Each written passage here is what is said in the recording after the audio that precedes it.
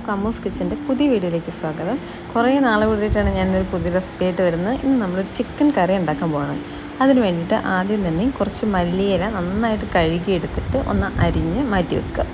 ഇനി നമുക്ക് വേണ്ടത് പുതിനയിലയും നന്നായിട്ട് കഴുകിയിട്ട് അതിൻ്റെ കട്ടിയുള്ള തണ്ടൊക്കെ മാറ്റിയിട്ട് ഒന്ന് അരിഞ്ഞ് മാറ്റി വെക്കുക. ഇനി നമുക്ക് കുറച്ച് സവാള വറക്കണം. സവാള അരിഞ്ഞ് വറക്കണം. അപ്പം ഇതിലേക്കൊരു 4 സവാള ഞാൻ എടുത്തിട്ടുള്ളത്. ഒരു 2 സവാള അരിഞ്ഞിട്ട് അത് വറുത്തും വെക്കണം, 2 സവാള വഴച്ചാനും എടുക്കണം. അപ്പം 2 സവാള എടുത്തിട്ട് നമുക്ക് വറുത്ത് അതിൽ തന്നെ മാറ്റി വെച്ചേക്കാം. അപ്പോൾ ഒരു ബ്രൗൺ കളർ ആകുമ്പോഴത്തേക്കും അത് വറുത്ത് കോരിയിട്ട് മാറ്റി ഒരു പാത്രത്തിലെടുത്ത് വെക്കുക.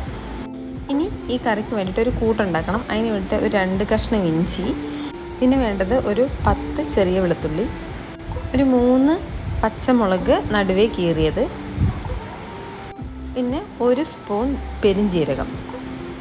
ഇത്രയും സാധനങ്ങൾ മിക്സിയുടെ ജാറിലിട്ട് നമുക്കൊന്ന് ചതച്ചെടുക്കണം.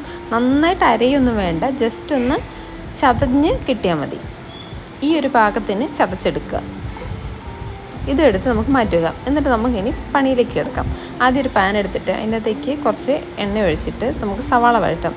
ഞാൻ ആദ്യമേ 2 സവാള എടുത്ത് വറുത്ത് വെച്ചിട്ടുണ്ട്. അതിൻ്റെ കൂട്ടത്തിൽ ഈ 2 സവാളയും കൂടെ, അപ്പോൾ ടോട്ടൽ 4 സവാളയാണ് ഇതിലേക്ക് എടുത്തിട്ടുള്ളത്. ഈ സവാള ഒന്ന് ജസ്റ്റ് ഒന്ന് വഴന്ന് വരുമ്പോഴത്തേക്ക് നമ്മൾ ഉണ്ടാക്കി വെച്ചിട്ടുള്ള കൂട്ടും കൂടെ നമുക്ക് ഇതിലേക്ക് ഇട്ട് കൊടുക്കാം. അതിനുശേഷം നമുക്കിതിലേക്ക് ആഡ് ചെയ്യാനുള്ളത് 1 സ്പൂൺ ഗരം മസാലയാണ്. ഗരം മസാല നല്ല പൗഡറായിട്ടുള്ളതല്ല, കുറച്ച് തെരിതെരിയൊക്കെ ഉള്ളൊരു ഗരം മസാല വേണം എടുക്കാൻ വേണ്ടിയിട്ട്. ഇനി നമുക്കിതിലേക്ക് ഓരോ ചെറിയ സ്പൂൺ മഞ്ഞൾപ്പൊടിയും കാശ്മീരി മുളക് പൊടിയും ഇട്ട് കൊടുക്കാം.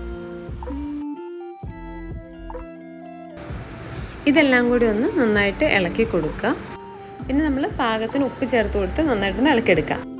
ഇനി നമുക്കിതിലേക്ക് ആഡ് ചെയ്യാനുള്ളത് തക്കാളിയാണ്. ഒരു മീഡിയം സൈസുള്ള തക്കാളി കട്ട് ചെയ്തിട്ട് ഇതിലേക്ക് ആഡ് ചെയ്ത് കൊടുക്കുക. ഇനി നന്നായിട്ട് ഇത് വെന്ത ശേഷം നമുക്കിതിലേക്ക് ചിക്കൻ ഇട്ട് കൊടുക്കാം.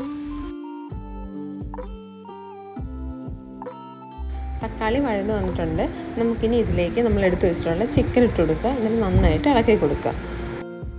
ഈ റെസിപ്പി നിങ്ങൾ ആരും യൂട്യൂബിൽ പോയിട്ട് സെർച്ച് ചെയ്ത് നോക്കിയാലോ വേറെ ആരോടും ചോദിച്ചു കഴിഞ്ഞാൽ കിട്ടില്ല കേട്ടോ. ഇത് ഞങ്ങളുടെ സ്വന്തം റെസിപ്പിയാണ്. ഇത് ബിരിയാണിയുടെ റെസിപ്പിയിൽ നിന്ന് കട്ടെടുത്ത റെസിപ്പിയാണ്. ഞങ്ങൾ വീട്ടിൽ തീരെ കുറച്ച് മുളക് ഉപയോഗിക്കുന്ന ആൾക്കാരാണ്. അപ്പം ഞങ്ങൾക്ക് വേണ്ടിയിട്ട് ഞങ്ങൾക്ക് പറ്റുന്ന പോലത്തെ റെസിപ്പി അങ്ങനെ ഉണ്ടാക്കി, അത്രേ ഉള്ളൂ.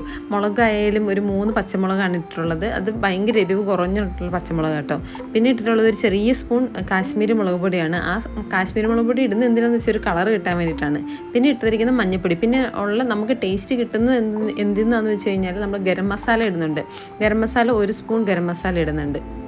പിന്നെ നമ്മളിപ്പോൾ ഇട്ട് കൊടുക്കുന്ന മല്ലിയിലയും പുതിനയിലയും ഇതിൻ്റെയൊക്കെ ഒരു ഫ്ലേവർ നന്നായിട്ട് ഈ കറിയിൽ വരും. ഞങ്ങളായിട്ട് കണ്ടുപിടിച്ചതുകൊണ്ട് ഞങ്ങൾക്ക് ഇഷ്ടമുള്ള സാധനങ്ങളൊക്കെ ആഡ് ചെയ്തിട്ട് ഒരു റെസിപ്പി അത്രേ ഉള്ളൂ. പിന്നെ കുറച്ച് തൈരൂടെ ആഡ് ചെയ്ത് കൊടുക്കുക. അപ്പോൾ ഒരു ചെറിയൊരു പുളിയും ഒക്കെ കിട്ടും. നല്ല ടേസ്റ്റി ആയിട്ടുള്ള റെസിപ്പിയാണ്. ഞങ്ങൾ കുറച്ച് തവണ ബിരിയാണി ഇതേപോലെ ഉണ്ടാക്കി നോക്കി. അപ്പോൾ ഇതേപോലെ ഉണ്ടാക്കി നോക്കി കഴിഞ്ഞപ്പോൾ നല്ല ടേസ്റ്റ്, ഒത്തിരി മസാലയൊന്നും ഇല്ലാതെ, അപ്പോൾ നല്ല ടേസ്റ്റ് ഉണ്ട്. അപ്പോൾ നമ്മൾ അതിൽ നിന്നാണ് ഈ കറി ഉണ്ടാക്കാൻ പഠിച്ചത്. എന്തായാലും നല്ല റെസിപ്പിയാണ്, എല്ലാവരും ഒന്ന് ട്രൈ ചെയ്ത് നോക്കൂ കേട്ടോ.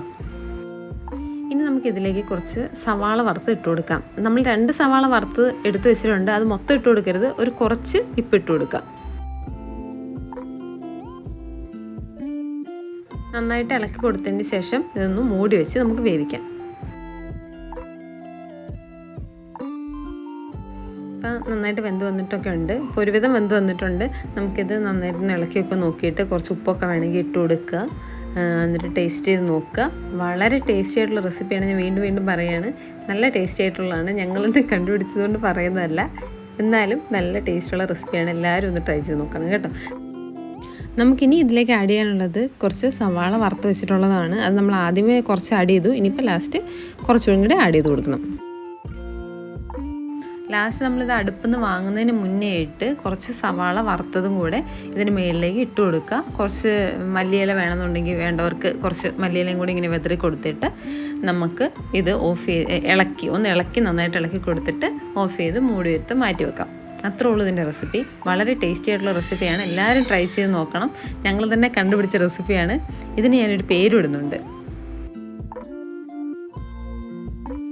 ഞാൻ പേര് നോക്കിയിട്ടൊന്നും കിട്ടുന്നില്ല. ഒരു കാര്യം ചെയ്യ്, നിങ്ങൾ കാണുന്നവർ ഇതിനൊരു പേര് സജസ്റ്റ് ചെയ്യുക. എല്ലാവരും കമൻറ്റ് ചെയ്താൽ മതി കേട്ടോ പേര്. എല്ലാവരും വീഡിയോ കണ്ടിട്ട് പേര് സജസ്റ്റ് ചെയ്യുക. അതുപോലെ തന്നെ ഈ ചിക്കൻ കറി ഉണ്ടാക്കി നോക്കുക. വളരെ ടേസ്റ്റി ആയിട്ടുള്ള റെസിപ്പിയാണ്. ഇതുപോലെ തന്നെ ഞാൻ പുതിയ വീഡിയോ ആയിട്ട് വീണ്ടും വരാം. ഇപ്പോൾ ഈയിടെയായിട്ട് കുറച്ച് ഡിലേ ആയിട്ടാണ് ഞാൻ വീഡിയോ ഇടാറ്. സമയം കിട്ടാത്തതുകൊണ്ടാണ്. ഇടയ്ക്ക് ഇതുപോലെ വെറൈറ്റി വീഡിയോകളായിട്ട് ഞാൻ വീണ്ടും വരുന്നതായിരിക്കും. അപ്പം ഇനി അടുത്ത വീഡിയോ ആയിട്ട് വീണ്ടും കാണുന്നവരെ നമസ്കാരം.